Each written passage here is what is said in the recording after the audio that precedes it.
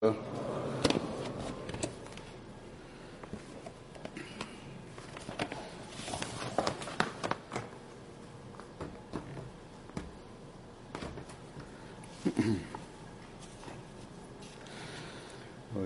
أن لا إله إلا الله وحده لا شريك له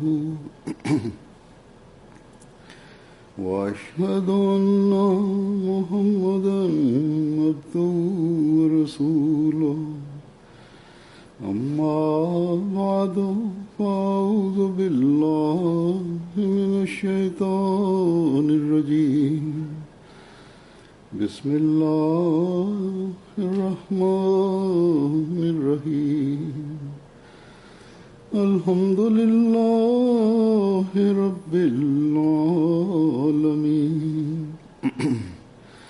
الرحمن الرحيم مالك يوم الدين إياك نعبد وإياك نستعين اهدنا الصراط المستقيم صراط الذين أنعمت عليهم غير المغضوب عليهم ولا الضالين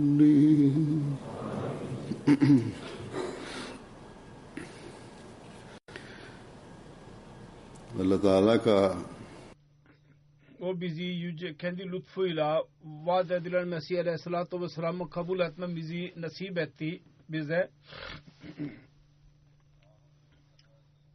Hz. Resulullah'ın gerçek sevgilisini, aşığını kabul etmemizi bize nasip etti. Yüce Allah kendisinin bizim Mehdimiz olarak kendisini hatırlamıştı hadiste. Bu sevgi ve yakınlığın en yüce mertebesidir. Resulullah sallallahu aleyhi ve sellem bizim diyerek Mesih Muhammed Aleyhisselatü Vesselam ve vaat edilen Mehdi ve Mesih Aleyhisselatü Vesselam'a bu makam verdi.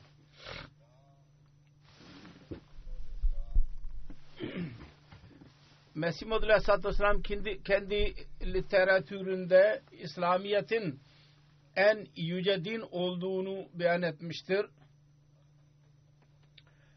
En büyük din olması konusunda beyan etmiştir ve itiraz edenlerin itirazlarını reddederek ispat etmiştir. Şu ki bugün gerçek din ve Allah-u Teala'ya insanı yaklaştıran tek din ve günahlardan necat verdiren din, eğer bir din varsa vardır tabii ki, haliyle o da bir tek İslam dinidir.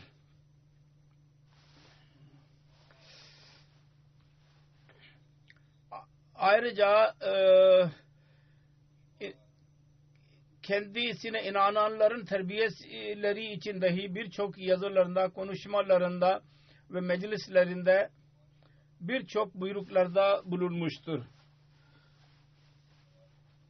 Onlar her adım başına bizim için yol göstericidir ve hidayet vesilesidir. Mesih Muhammed Aleyhisselatü Vesselam kendisine inananlara büyük bir ızdırap ile biyetin hakkını vermek ve gerçek mümin olmak konusunda onlara yol göstermiştir. Bu öyle buyruklardır ki daima bunları gözlerimizin önünde bulundurmamız lazım ve bunlar bizim manevi terbiyemizin vasıtasıdır ancak bu yoldur ki bunun vasıtasıyla biz dinin idrakına, dinin bilgisine dahi sahip olabiliriz. Ve ancak bu yoldur ki bunun vasıtasıyla biz Allah-u Teala'ya yaklaşmanın yollarını dahi arayabiliriz. Ancak bu yoldur ki bunun vasıtasıyla biz Kur'an-ı Kerim'in sırlarını ve mariflerine ulaşabiliriz. ve ancak bu yoldur ki bunun vasıtasıyla biz Hz. Resulullah sallallahu aleyhi ve sellem'in gerçek makamını ve mertebesini tanıyabiliriz. Ve ancak budur ki bunun vasıtasıyla biz inançsal akide inançlarımızı düzeltebiliriz. Ve ancak bu yoldur ki bunun vasıtasıyla ameli durumlarımızı dahi düzeltebiliriz, ıslah edebiliriz.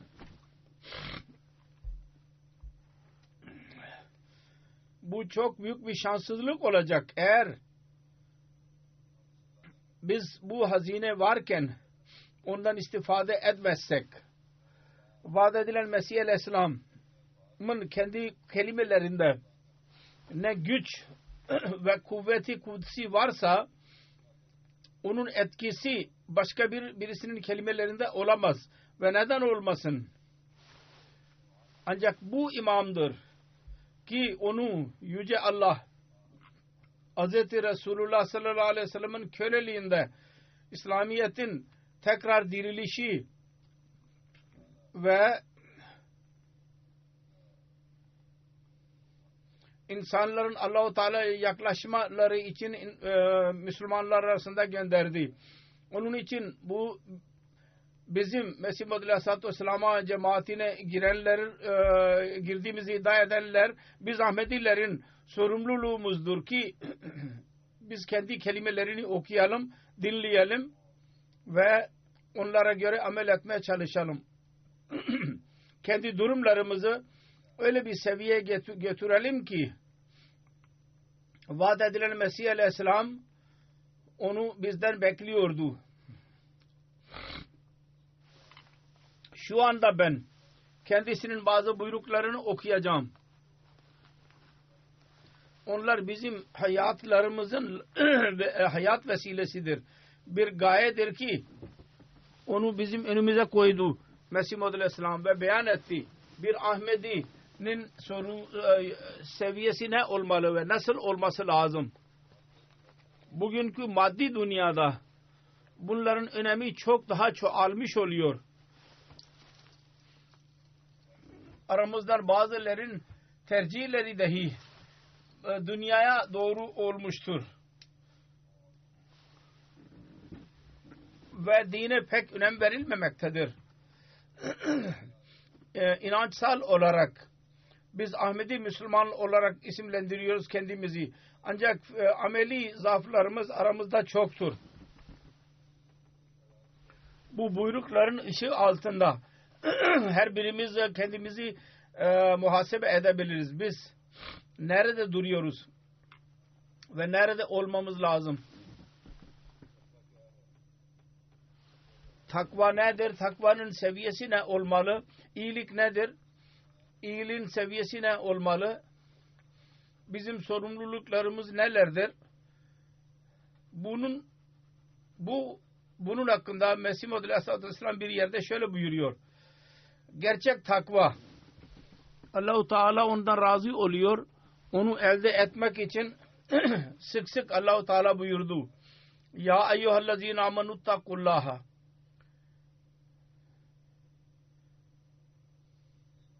Ey inananlar Allah'ın takvasını benimseyiniz. Ve daha sonra şöyle dahi buyurdu. İnnallaha ma'allezine ettekav vellezine hum muhsinun. Yani Yüce Allah her kimi takvayı benimserse onun himayesinde olur. Takva ne demektir? Kötülükten perhiz etmek demektir. Ve muhsinun kimlerdir? Yalnız bu kadar değil ki kötülükten uzak duruyorlar. Aksine iyilik yapıyorlar. Sonra şunu dahi buyurdu. Lillezine ahsanul husna.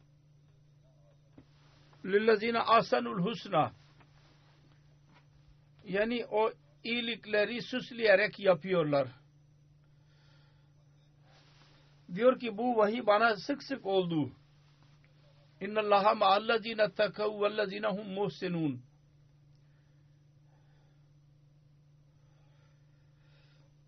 Ve o kadar fazla bu vahiy bana edildi ki ben sayamam.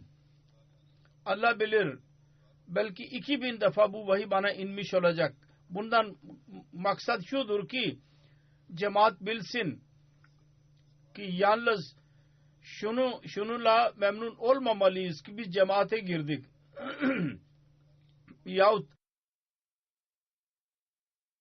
yahut sözde iman etmekle razı olalım. Hayır, Allah-u Teala'nın yardımı ne zaman nasip olacak? Ne zaman ki gerçek takva ve iyilik birlikte olsun.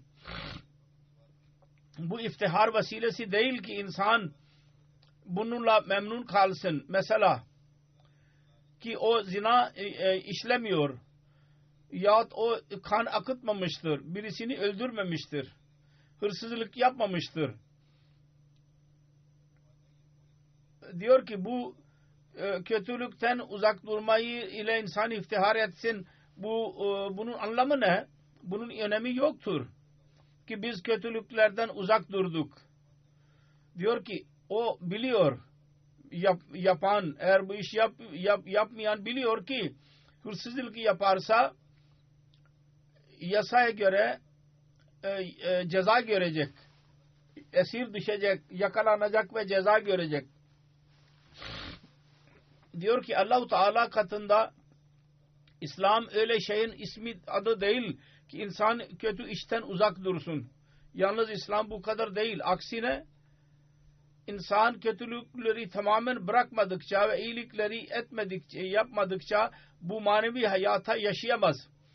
İyilikler bir gıda gibidir. Bir insan gıda olmadan yaşayamadığı gibi aynı şekilde bir hayır yapmadıkça bir hiçtir. Kötülükleri terk edin, iyilikleri yapın. Ancak o zaman manevi hayat nasip olacak size. Bazı kötülükler nasıl insanın hayatını etkiliyorlar. Bu insan his dahi etmiyor oluyor. Ancak bir zamanda bunlardan dolayı Allah-u Teala tarafından ceza görüyor. Bu konuda beyan ederek vaad edilen Mesih Aleyhisselam şöyle buyurmuştur. Bazı günahlar kaba olurlar. Mesela yalan söylemek, zina işlemek, hıyanet etmek, kötü şehadet, yanlış şehadet vermek, insanın hakkını yemek, şirk koşmak vesaire. Ancak bazı günahlar öyle incedir ki insan onlara müptela olur, girer ve bilemez. Gençten ihtiyar haline gelir fakat bilemez ki fakat günah işler. Ömrü geçer, günah küçük sayar, bilemez. Mesela misal verdi, Mesih Aleyhisselam örnek verdi. Gıybet etmek, şikayet etmek, küçük şeyler üzerinde öfkeyi beyan etmek, şu filan şöyle dedi, filan böyle dedi demek. Böyle insanlar bunun küçük bir şey zannediyorlar insanların çoğu. Halbuki Kur'an-ı Kerim buna büyük önem vermiştir. Büyük olduğunu beyan etmiştir. Bu küçük şeyler şikayet etmek sonunda gıybet etmek, şikayet etmek bir gıybet haline gelir. Onun için Allah-u Teala onu Kur'an-ı Kerim onun büyük olduğunu beyan etmiştir. Buyurdu Allah-u Teala ki ayyuhibbu ahadukum en yakula lahma ahihe meyten. Yüce Allah bundan öfkelenir ki insan öyle bir dil üzerinde kelime çıkarsın ki kardeşini küçük düşürüyor olsun. Siz onu seviyor musunuz ki ölü kardeşinizin etini yiyesiniz? Bundan tiksinmez misiniz? Mesih Aleyhisselam diyor ki böyle bir kelime dile getirsin ki onun kardeşi küçük düşsün, Allah-u Teala ondan öfkelenir ve böyle işi yapar ki ondan zarar görür. Yalnız sözler değil, sözler başkasına zarar veren dahi oluyor. Şikayetler söz konusu olur. Birbirlerinin gıybeti oluyor. Kötü zan ve gıybet olur. Sonra insan öyle bir duruma gelir ki başkasına zarar verir. Diyor ki bir kardeş hakkında öyle bir şey beyan etmek ki onun cahil olması beyan edilsin yahut onun adeti hakkında gizli olarak hayasızlık ya düşmanlık söz konusu olsun, bütün bunlar kötü şeylerdir. Aynı şekilde cimriliktir, öfkedir. Bütün bunlar kötü işlerdir. Cimriliktir, öfkelenmek. Bütün bunlar kötü işlerdir. Onun için Allah-u Teala'nın bu buyruğuna göre ilk derece şudur ki insan bunlardan perhiz eylesin. Ve her çeşit günahlardan, ister gözlerle olsun yahut kulaklardan olsun, uzak dursun. İster gözlerden, ister ellerden yahut ayaklardan olsun. Hiçbir uzuvdan günah işliyor olsun, ondan uzak dursun. Çünkü dedi ki وَلَا تَكْفَ مَا لَيْسَ لَكَ بِهِ عِلْمٌ اِنَّ السَّمْعَ وَالْبَصَرَ وَالْفُؤَادَ كُلُّ اُولَٰئِكَ كَانَ عَنْهُ مَسْئُولًا. Yani şeyin bilgisine sahip değil isen ona tabi olma. Çünkü kulak, göz, kalp ve her uzuv konusunda sorulacak. Hakkında sorulacak. Öldükten sonra Allah-u Teala'nın önüne çıkacak. Bunlardan sorulacak. Diyor ki birçok kötülükler yalnız kötü zandan doğar. Bir şey hakkında başkası hakkında bir şey dinledi ve hemen inandı araştırmadan. Bu çok kötü bir şeydir. Kesin bilgisi olmazsa, yakin olmazsa ona yer vermeyiz. Onu yer vermeyiz kalbinizde. Kötü zanna uzak durmak için bu gereklidir. Doğru karar vermedikçe kalpte karar vermesin. Kalbe ve dili üzerinde de öyle bir şey getirmesin. Öyle kuvvetli bir sözdür bu. Birçok insan vardır. Onlar dil vasıtasıyla yakalanacaklardır. Kötü zan eğer bu uzaklaşırsa toplumumuzun öfkelerin yarısı kendiliğinden çıkmış olur. Birlikte söz konusu olur. Birliktelik. Bu dünyada da görülür. Birçok insan yalnız dil yüzünden yakalanırlar. Ve onlar çok utanırlar daha sonra. Bir şey söyledi, yakalandı. Ve o doğru çıkmadı. Sonra utanır. Doğru çıkmıyor onun sözü. Onun için doğrudur. İyidir ki kötü zanda bulunmayalım. Başkası hakkında iyi düşünce sahibi olalım. Yahut eğer bir şey dinlerseniz araştırın. İnsan zayıftır. Bazı düşünceler insanın kalbine girer. Ancak eğer ona göre insan amel etmezse Allah-u Teala affeder. Allah-u Teala yanlış düşüncelerin gelmesiyle insana ceza vermez. Ona amel etmek ile ceza verir. Şimdi bunu beyan ederek Allah-u Teala nasıl ceza veriyor? Mesih Muhammed Aleyhisselam diyor ki kalpte tehlikeler ve düşünceler oluyor. Ceza görmüyor Allah-u Teala. Vermiyor onlar neticesinde. Mesela bir insan kalbine şu düşünce gelirse filan mal elime geçsin iyidir. Bu bir çeşit hırstır. Fakat yalnız bu kadar düşünceyle tabi olarak insanın kalbine gelir ve geçer, bir cezası yoktur. Ancak böyle bir düşünceyi insan kalbine yerleştirirse ve azmederse şu ya bu hileyle o malı ben mutlaka ele geçireceğim, yanlış yolla malı elde edeceğim.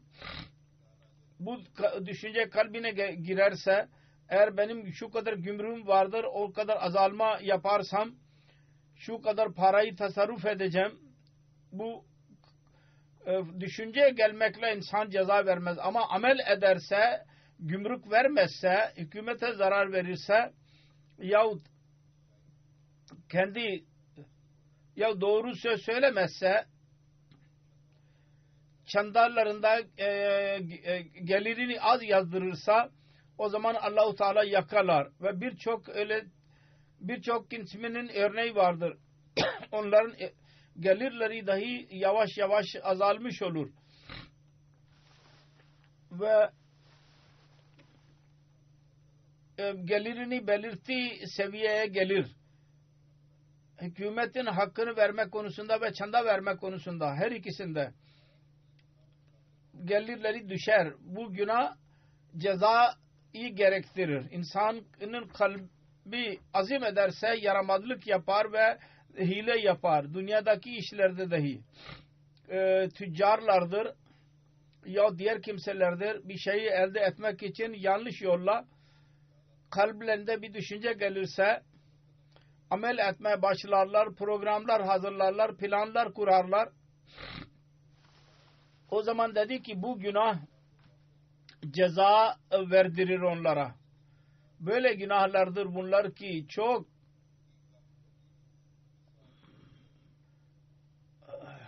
az bunlara dikkat edilir ve insanın helaketine sebep olurlar. Büyük günahlardan insanlar uzak dururlar. Birçok insan olacak ki onlar hiçbir zaman adamı öldürmemişlerdir. Adamın birisini öldürmemişlerdir. Hırsızlık yapmamışlardır. Yahut ona benzer diğer büyük günahlar işlememiş olurlar. Fakat soru şudur. Başkasına gıybet etmeyen kim kaç tanedir? Başkasının arkasında söz söylememiş, kötü zanda bulunmamış kimseler kaç tanedir? Yahut küçüğü kardeşini küçük düşürerek onu öfkelendirmemiştir. Başkasının kalbini kırmamıştır. Yahut yalan söyleyerek hata işlememiştir. Öyle insanlar kimlerdir? Şimdi yalanın da birçok kısmı vardır. Allah-u Teala Müslümanlara buyurdu ki bir mümine en küçük yalan dahi söylememelisiniz. Her sözünüzde doğruluk olmalı. Bu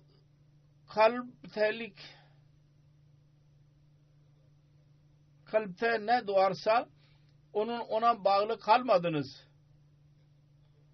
Kaç insan olacak? Ben kesin diyebilirim ki öyle insanlar çok azdır.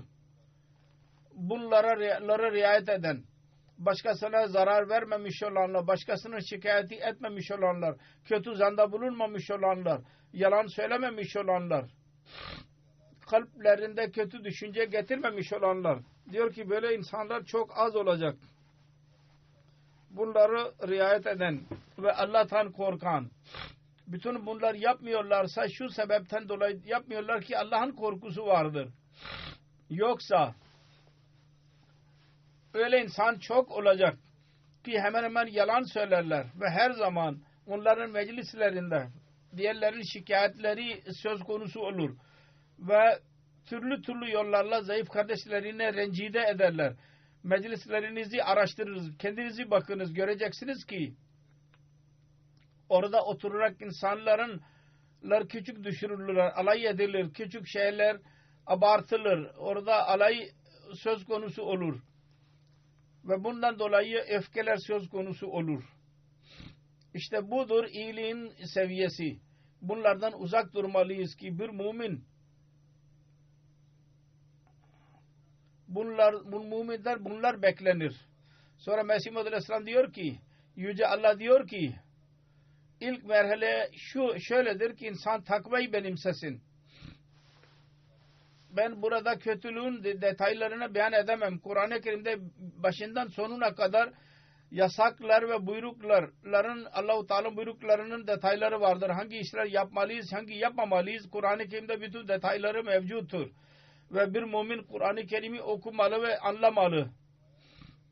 Ve yüzlerce dallar beyan etmiştir buyrukların. Zat olarak şunu diyorum ki Allah-u Teala asla kabul etmez ki yeryüzünde fesat olsun. Allah-u Teala dünyada birlik yaratmak ister. Ancak her kim kardeşini ne zarar öfkelendirirse, zulüm ve hıyanet ederse o birliğin düşmanıdır. Onunla birlikte olamaz. Sevgi doğamaz. Kardeşlik doğamaz. Birliğin düşmanıdır o. Bu kötü düşünce kalpten çıkmadıkça mümkün değil ki asıl birlik doğsun. Onun için bu merhaleyi ilk planda tuttu. Bir cemaat olmakta bereket şudur ki birlik olsun. Ve Mesih Muhammed Aleyhisselatü Vesselam'ın geliş gayesi de ancak budur. Ve ancak budur ki Mesih Muhammed Aleyhisselatü Vesselam bu yüzden geldi. ki Müslümanları bir bayrak altında toplasın. Ümmeti vahide haline getirsin. Sonra diyor ki Mesih Muhammed Aleyhisselam genel olarak görülmüştür ki insanların çoğu bir mecliste oturuyorlar. Bu gibi sözleri dinliyorlar. Onların kalpleri etkileniyor. Ve onlar iyi sayıyorlar. O mecliste iyi sözler dinliyorlar. Hutbedir. İnsanlar oturuyorlar, dinliyorlar. Onların kalpleri, bazı kimselerin kalpleri, insanın çoğunun kalpleri etkileniyor. Bana yazıyorlar. Fakat o meclisten ayrıldıkları zaman, kendi dostlarıyla görüştükleri zaman, ahbaplarıyla görüştükleri zaman aynı renk tekrar onlarda gelir. Ve o duydukları iyilik sözlerini unutmuş olurlar. Onun için ben diyorum ki sık sık bizi bunları tekrar etmemiz lazım ve gözlerimizin önünde bulundurmamız lazım ki unutmadan biz onları hatırlayalım. Dedi ki eski amele geri dönerler. Bundan kurtulmak lazım.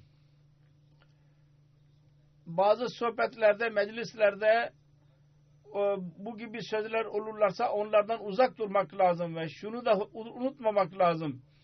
Bütün kötü işlerin cüzlerini bilelim. Çünkü bir şey talep etmek için bilgi lazım. Bilgi gereklidir. İlk olarak bir şey insan arzu ederse ve onu talep ediyorsa onun için gereklidir ki onun bilgisine sahip olsun ki o şey nedir? İyi midir, kötü müdür? İyiliğinde ve kötülüğünde bilgisine sahip olmalı. Ki eğer kötü ise bıraksın, eğer iyi ise onu benimsesin. Dedi ki bir şeyin bilgisine sahip olmadıkça siz onu nasıl elde edebilirsiniz? Kur'an-ı Kerim'de sık sık detaylarını beyan etmiştir. Onun için sık sık Kur'an-ı Kerim'i okuyunuz. Sık sık Kur'an-ı Kerim'i okuyunuz ve kötü işlerin detaylarını yazmalısınız ve Allah-u Teala'nın lütuflarıyla çaba sarf ediniz ki bu kötülüklerden uzak duracağım. Bu takvanın ilk merhalesidir. Kötülüklerden uzak durmak. Böyle doğru çaba sarf ederseniz Allah-u Teala size güç verecek. Onlardan kurtulmanın. Ve o kafuri şerbet size verilecek ki onunla günahlarınızın hisleri tamamen soğuyacak. Hakimler derler ki hisleri soğutmak için kafur kullanılır. İnsanlık kullanılır. İlaçlarda da kullanılır. Burada manevi hastalık için bir örnek verdi Mesih Muhammed Aleyhisselam. Öyle insan kötülüklerden uzak durursanız bu sizin için kafuri içecek haline gelecek. Onunla yavaş yavaş sizin günahlarınız soğuyacak. Bitecek. Ondan sonra iyilikler yaparsınız ancak. İnsan muttaki olmadıkça bu içecek kendisine verilmez. Ve onun ibadetlerinde ve duaları kabul edilmez. Kabul rengi doğmaz.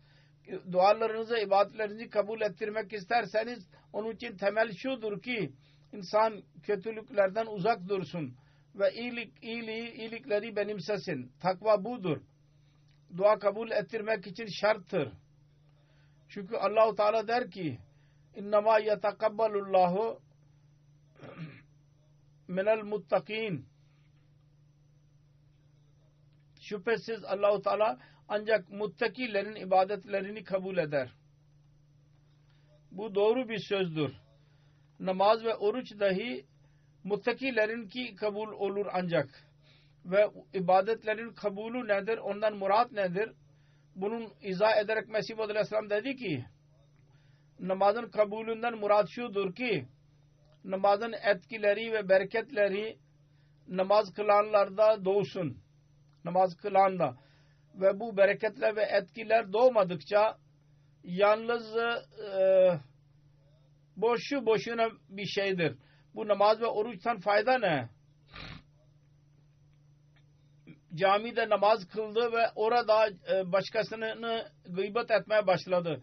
İnsanlar diyorlar ki biz nereden bilelim Allah kabul etti mi etmedi mi namazımızı yahut ibadetimizi. Alameti şudur ki namazdan sonra ibadetlerden sonra bakmak lazım. Kötü ve büyük günahlar bizden uzaklaşıyor mu? Onlara karşı bizim kalbimizde nefret doğuyor mu? İyilik yapmaya fazla dikkatimiz çekiliyor mu? Doğruluğa bizim adımlarımız atılıyor mu? Eğer değil ise o zaman anlamı şudur ki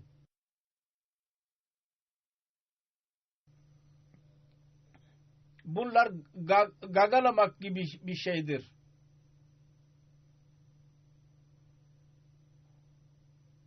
Başını taşa vurmak gibi bir şeydir.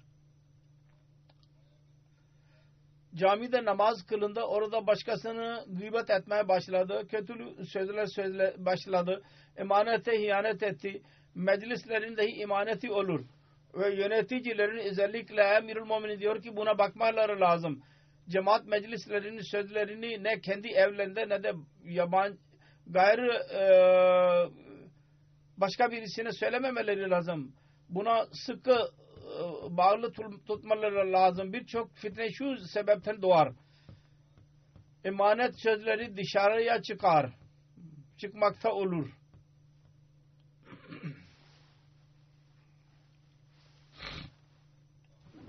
Başkasının makamına hasret etmeye başlarlar. Başkasının onuruna saldırırlar.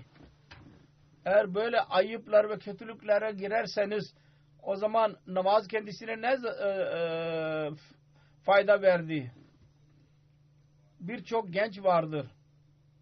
Ben kişisel dahi öğreniyorum. Kişisel olarak bana yazıyorlar da bazı yöneticiler ve büyüklerin öyle sözlerini dinleyerek önce yavaş yavaş cemaatten uzaklaşıyorlar. Mescitten uzaklaştılar. İbadetten uzaklaştılar. Sonra Allah'tan da uzaklaşıyor olurlar. Sonra öyle namazlar yalnız namaz kılana fayda vermez. Aksine bazı kimseler zarar dahi görüyor olurlar. Onun için eğer gelecek nesillerimize ıslah etmek istiyorsak, onları korumak istiyorsak ilk olarak büyüklerin ve yöneticilerin kendi kalplerinde takvayı yaratmaları lazım. Mesih Maud Aleyhisselam buyurdu ki ilk menzil ve zor merhale bir mümin olmak isteyen birisi için ancak şudur ki kötülüklerden uzak dursun ve takva budur. Sonra başka bir yerde başka bir seferinde dedi ki şunu da unutunuz, takva yalnız bu değil ki kaba kötülüklerden uzak dursun. En ince kötülüklerden dahi uzak durmak lazım. Mesela alay meclislerinde oturmak. Orada insanlarla alay ediliyor. Yanlış bir şekilde yahut öyle meclislerde oturmak ki orada Allah ve Resulü küçük düşürülüyor. Ya kardeşinin şanı zedeleniyor. Tabii ki onlarla evet demezse de desteklemezse de bu kötüdür öyle mecliste oturmak. Öyle insanların sözünü dinlemek dahi Allah katında kötüdür. İster onların sözüne katılmıyor olsun. Niye bu böyle sözleri dinledi? Bu kalplerinde hasta olanların işidir. Niye onların kalplerinde bir kötülük hissi olsaydı niye o meclislere giderek bu sözleri dinliyor olurlar? Mesih Maud Aleyhisselam diyor ki bu gibi sözleri dinleyen dahi yapan gibidir. Dil ile bu gibi söz söyleyenler açık olarak ceza görüyor olurlar. Mutlaka cezanın altına girdiler. Çünkü onlar günah işlediler. Ancak sessiz kalanlar var ya, onlar dahi o günahın cezasını görecekler. Onlar dahi günahkar oluyorlar ve onlar dahi onun neticesine girecekler. Bu dikkati iyi bir şekilde dinleyiniz. Mesih Maud Aleyhisselam diyor ki bunu iyi dinleyiniz ve Kur'an-ı Kerim'i sık sık okuyarak dinleyiniz, düşününüz. Allah-u Teala'nın buyruklarıdır. Çok hatırda tutmamız lazım bunları. Yanlış şeyleri dinleyerek sessiz kalanlar dahi orada oturarak yalnız söz dinleyenler lezzet almak için onlar dahi Allah-u Teala'nın katında cevap veriyor olacaklardır. Sonra bunu daha fazla izah etti Mesih Muhammed Aleyhisselam. Mümin yalnız bununla razı olmaz ki o kötülük yapmadı. Bunun zikri geçti daha önce de. Diğer meclislerin ve dinlerin uysal kimseleri, hatta onların çoğunda dahi onların çoğu öyledir ki kötülükler yapmadılar. Mesih Muhammed Aleyhisselam diyor ki bazı kimseler Hindular, Hristiyanlar ve diğer kavimlerde bulunurlar. Onlar bazı günahlar işlemezler. Mesela bazı kimseler yalan söylemezler. Başkasının malını haksız olarak yemezler. Oruç mutlaka geri verirler. Muamelelerde iyi olurlar. Ancak Allah-u Teala der ki yalnız bu kadarla Allah razı olmaz. Kötülüklerden uzak durmak lazım ve ona mukabil iyilik yapmak lazım. Bu olmadan necat yoktur. Her kim kibirleniyorsa ki kötülük yapmıyor, o ahmaktır. İslam insanı yalnız şu mertebeye ulaştırmaz. Her ikisini kabul ettirmek ister. Kötülükleri tamamen bırakın ve iyilikleri tam ihlas ile yapın. Bunların her ikisi olmadıkça necat yoktur. Mesih Muhammed Aleyhisselam diyor ki ben cemaate tekrar söylüyorum, tekit ediyorum. Sizler takva ve taharetta ileri adım atınız. Allah sizinle birlikte olacaktır. İnnallaha ma'allazine takav vellezine hum muhsinun. Şüphesiz Allah takvayı benimseyenlerle birliktedir ve iyilik yapanlardır. Allah-u Teala onlardan yanadır. İhsan edenlerdir, onlardan yanadır Allah. Buyurdu Mesih Muhammed Aleyhisselam ki unutmayınız, eğer takvayı benimsemezseniz ve Allah-u Teala'nın sevdiği iyilik yapmazsanız çoklukla, o zaman ilk olarak Allah-u Teala sizi helak edecektir. Siz bu iyiliği, doğruluğu kabul ettiniz. Fakat fiilen onu inkar ettiniz. Yani zamanın imamını kabul ettiniz. İddia ettiniz ki diğer Müslümanlardan iyiyiz ve iyiliklerden yanayız. Fakat fiilen eğer takva yoksa demek ki onu inkar ediyorsunuz. Buna güvenmeyiniz yalnız asla ve kibirlenmeyiniz ki biz biat ettik. Tam büyük takvayı benimsemedikçe asla kurtulamazsınız. Allah-u Teala'nın akrabalığı yoktur birisiyle. Başkasına bırakmaz o. Bizim muhaliflerimiz Allah-u Teala'nın yarattığı kimselerdir ve siz dahi Allah-u Teala'nın mahlukatısınız. Yalnız inançsal söz asla işe yaramayacak. Sizin sözünüz ve işinizi bir olmadıkça. Müslümanlarda dahi inancı şudur ki Allah birdir, Resulullah Muhatemun Nebiyindir, Kur'an son şer'i kitaptır. Bu bizim dahi inancımız budur. Fakat eğer söz ve fiilde tezat varsa yalnız inanç işe yaramayacak. Asıl şey ameldir ve ona göre amel etmemiz lazım. Çaba sarf etmek lazım. İslam kabul etmek, Ahmedi olmak yeterli değil. Kendimizi Allah-u Teala'nın buyruklarına göre uydurmamız lazım kendimizi. Allah-u Teala onu bizden bekliyor ki biz iyilik yapacağız. Sonra Mesih Muhammed Aleyhisselam diyor ki Allah-u Teala istiyor ki ameli yolları ameli doğruluğu gösteriniz. Fiilen doğruluğu izah ediniz. Ki merhamet, ihsan, iyi ameller, sempati, kibarlık eğer azalma olursa ben biliyorum sık sık size söyledim. İlk olarak böyle bir cemaat helak olacaktır.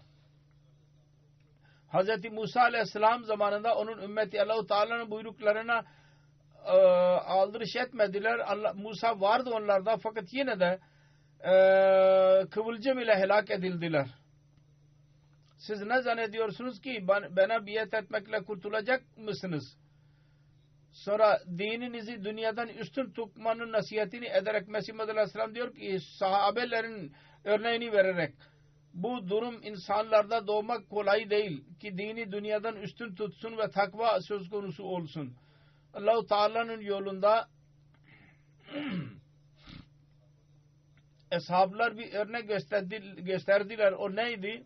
Allah-u Teala'nın yolunda can vermeye razı oldular. Bu durum insanda doğmak kolay değil.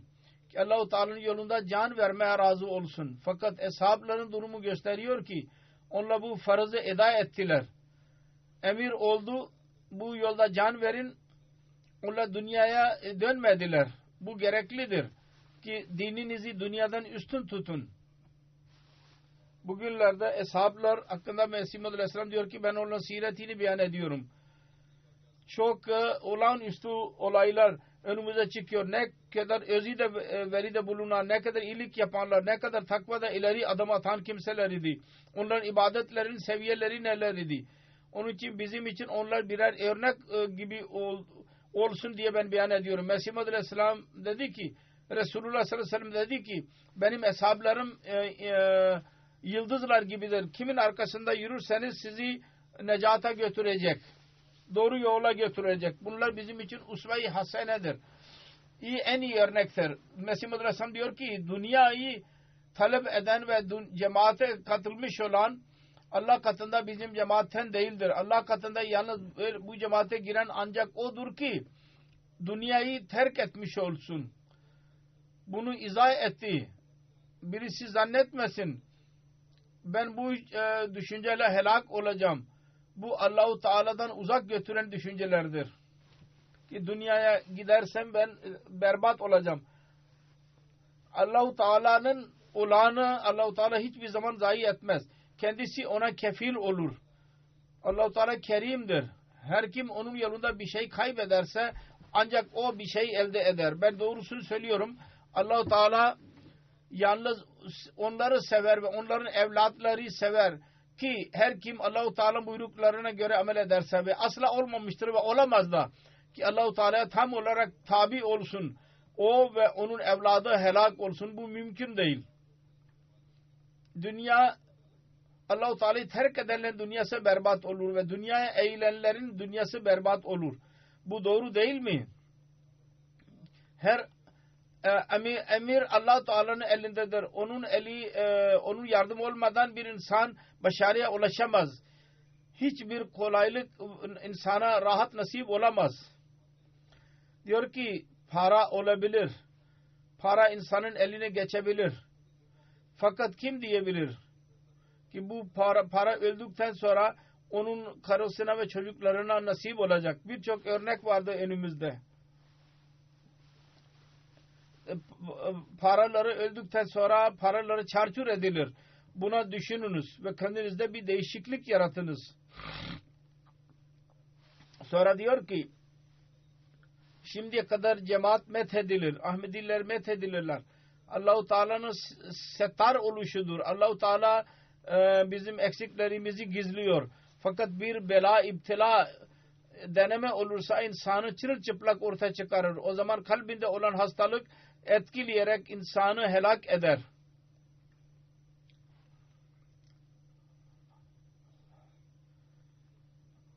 O Mesih Muhammed Aleyhisselatü Vesselam'ın kendi zamanından bahsediyor.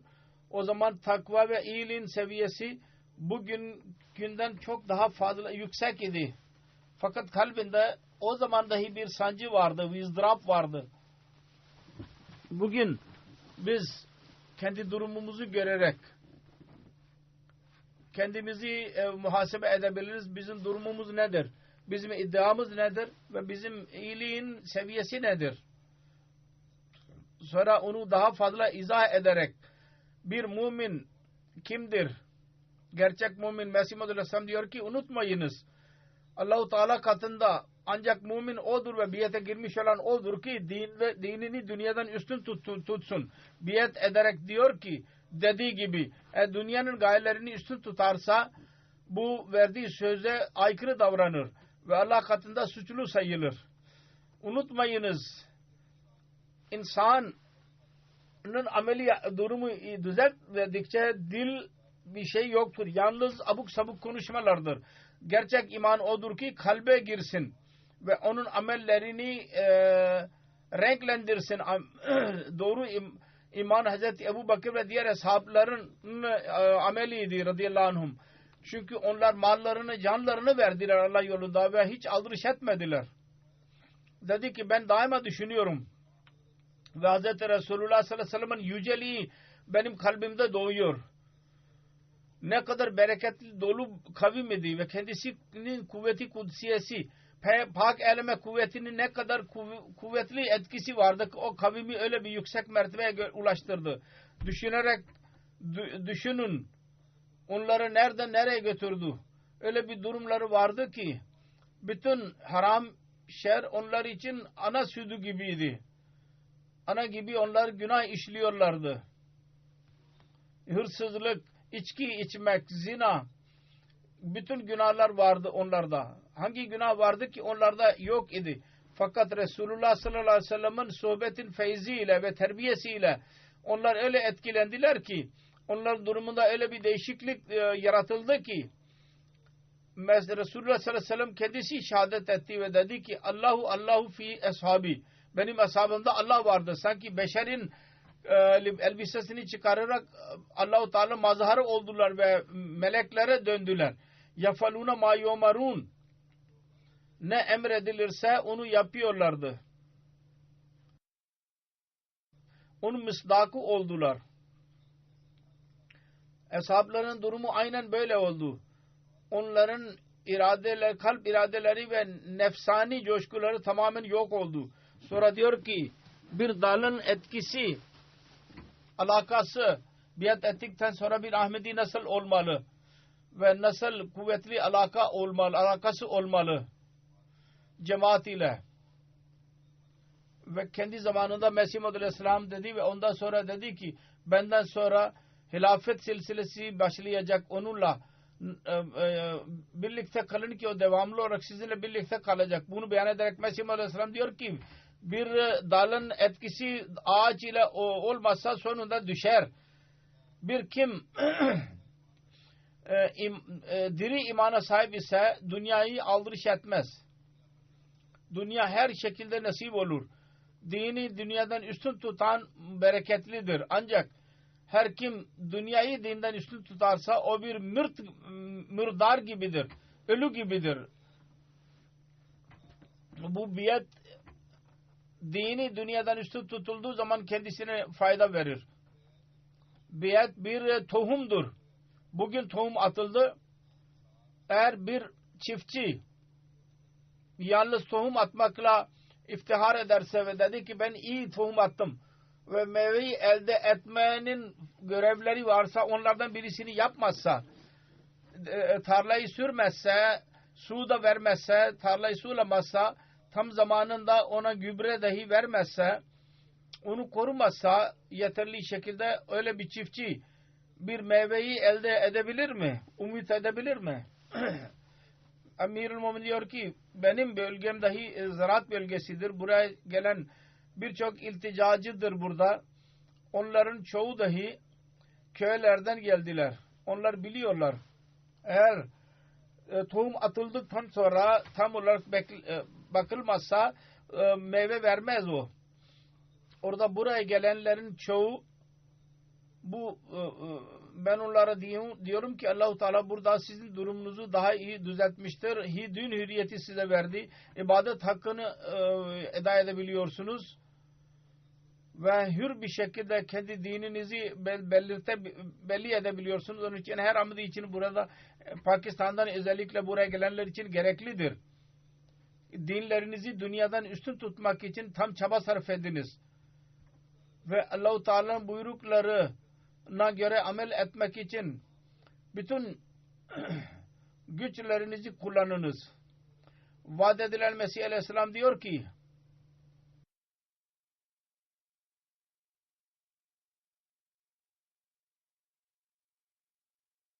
tam olarak çiftçi bakmazsa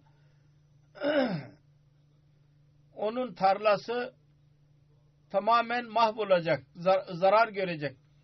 Tarlası Her kim tam olarak sorumlu olursa o ona meyve verecek. Onun için Mesih Muhammed Aleyhisselam dahi bir çeşit tohum atmıştır. Kendisinin önünde olanlara nasihat ediyor ve bugün biz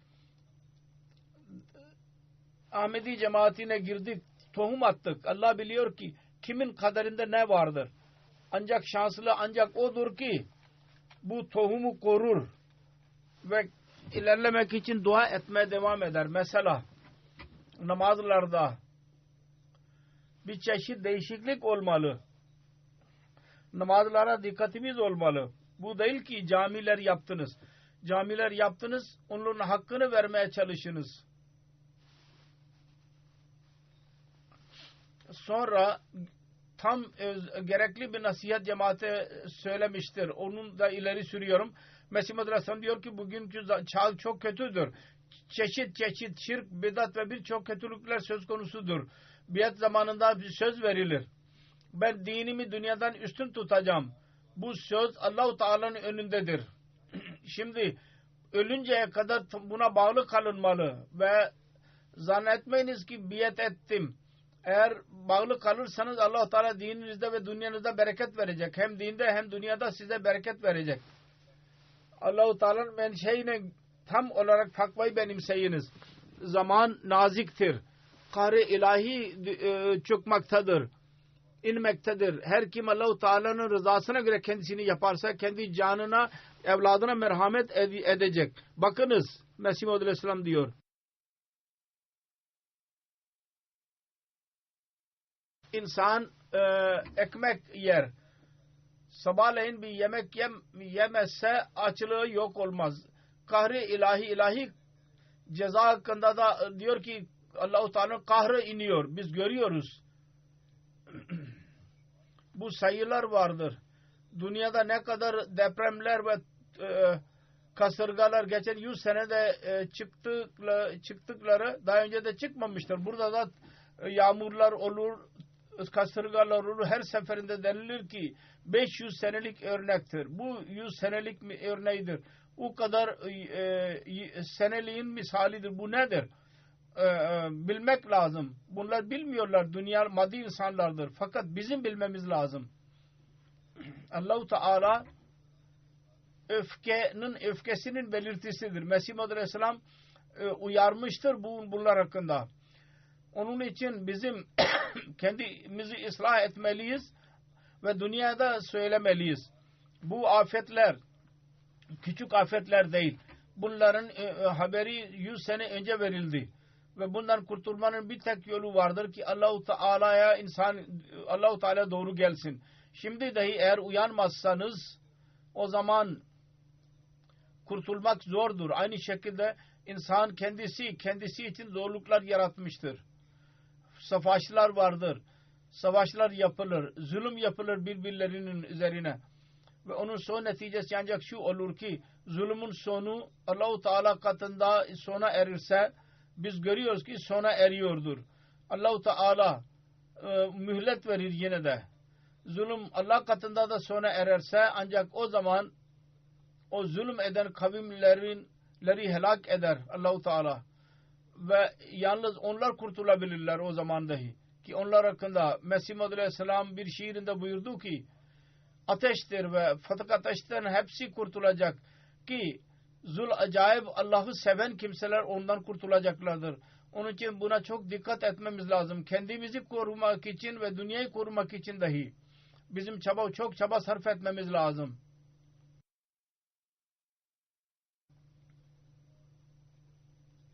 Ve bunun için bütün güçlerimizi, yeteneklerimizi kullanmalıyız. Ki Allah-u Teala'yı nasıl elde edebiliriz? Mesih Muhammed Aleyhisselam diyor ki insan yemek yer. Sabaha doğru karnını doyurmazsa açlığı gitmez. Eğer az bir şey, küçük bir parça yerse, bir zerre yerse kurtulacak mı açlıktan? Hayır. Eğer bir damla su içerse o bir damla onu kurtaramaz. O damla olmadan ölecek. O damla içmediği halde, içtiği halde de ölecek. İnsan içmedikçe, yemedikçe kurtulamaz. Belli bir miktarda. ona yemezseniz, aç kalırsanız yahut susuz olursanız kurtulamaz. Su ve yemek itmedikçe. İnsanın dininin durumu da aynen böyledir. Onun din darlığı o kadar olmaz ki karnını doyursun, kurtulamaz. Takva, din o kadar yapmalıyız ki nasıl insan yemek yiyor ve su içiyor ki onunla susuzluk ve açlık gitmiş olsun. Unutmayınız ki Allah-u Teala'nın bazı sözlerine inanmamak, onun bütün sözlerini terk etmek gibidir. Eğer bir kısım şeytanındır ve bir Allah'ındır, Allah-u Teala bunu sevmez. Bu yüzdendir ki insan Allah'a geri dönsün. Allah-u Teala geri dönmek çok zordur ve bir çeşit ölümdür. Fakat sonunda hayat dahi bundadır ki her kim kendi içinden şeytanın parçasını çıkarıp atarsa mübarek olur ve onun evi, şehri, her tarafta onun onuru yayılır. Bereket olur. Biyet fiilen bereket olmasa biyet bir şey yoktur. Bir insanın önünde birçok şey diliyle söylerseniz fiilen bir şey yapmazsanız o memnun olmayacak. Aynı şekilde Allah'tır. Bütün insanlardan daha fazla bir tarafta itaat edersiniz ve diğer taraftan düşmanlarına da itaat edersiniz. Bunun anlamı nifaktır, bunun adı. İnsan bu merhalede Zeyd ve Bakir'e aldırış etmesin. Ölünceye kadar buna bağlı kalsın. Dini dünyadan üstün tutma sözünü. Kötülüğün iki kısmıdır. Birisi Allah-u Teala'ya ortak koşmak, onun yüceliğini bilmemek, onun ibadetinde tembellik göstermek diye. Öteki şu ki onun kullarına şefkat göstermemek, onların hakkını vermemek. Her iki çeşit kötülük yapmayınız. Allah-u Teala'nın itaatine bağlı kalın. Biate verdiğiniz sözünüze bağlı kalınız. Allah-u Teala'nın kullarına zarar vermeyiniz. Kur'an-ı Kerim'i dikkatli bir şekilde dinleyiniz. Ona göre amel ediniz. Her çeşit alay ve behude müşrikane meclislerden korununuz. 5 vakit namaza bağlı kalın. Hiç Allah-u Teala'nın buyruğu olmasın ki onu ertelemiş olursunuz. Bedeninizi, kalbinizi temiz tutun. Yersiz kin ve hasetten uzak durun. Bunlardır ki Allah-u Teala onları biz sizden istiyor. Biz biyetin hakkını verelim. Kendimizde pak değişiklikler yaratalım. Allah-u Teala onu bize nasip eylesin. Amin. Dünyada kalarak dinimizi, dünyanın sözünü dinimizi dünyadan üstün tutma sözünü tamamlayalım. Mesih Muhammed Aleyhisselatü Vesselam'ın buyruklarına göre amel edelim. Ve biyet şartlarında 10. şart vardır. Mesih Muhammed Aleyhisselatü Vesselam'ın itaati onu gerçek sayarak o itaatın seviyesine ulaşalım. En yüksek seviyesine. Ki Allah-u Teala'nın lütuflarına nail olalım ki Allah-u Teala Mesih Muhammed Aleyhisselatü Vesselam'a söz vermiştir. Allah-u Teala onu bize nasip.